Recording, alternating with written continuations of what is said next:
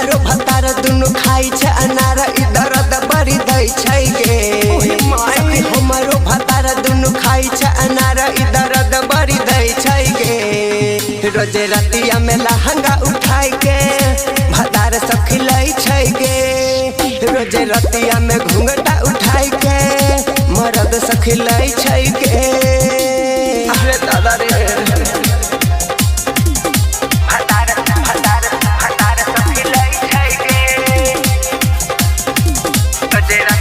लहंगा उठाई के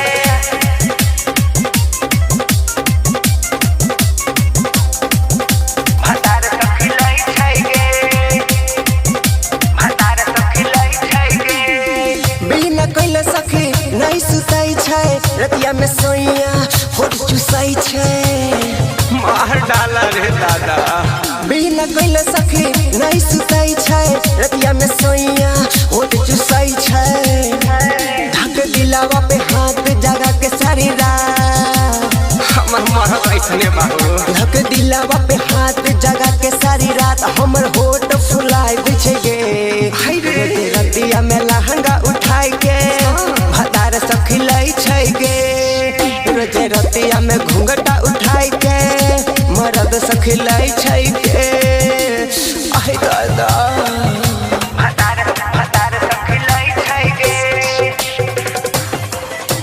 रतिया में लहंगा उठाई के डीजे विकास सीतामढ़ी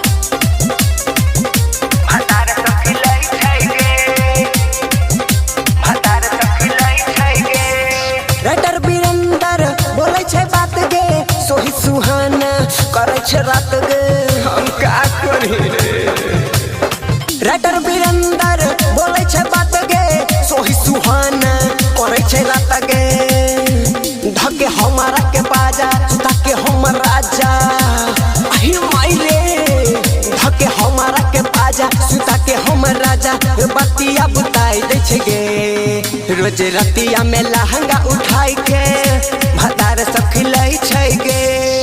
रोज रतिया में घूंघटा उठाई के मरद सखी लै छै गे। आ कहीं मरद मुदैया के